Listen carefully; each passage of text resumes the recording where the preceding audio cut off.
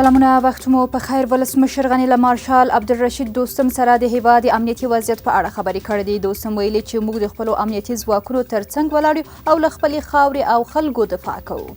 د ملګرو ملتونو امنیت شورا وایي هغه حکومت چې په افغانستان کې د زور له لارې واک ته ورسیږي په رسمیت نه پیژنو. دغې شورا ویلي چې د افغانستان جګړه د خبرو له لارې حل شي.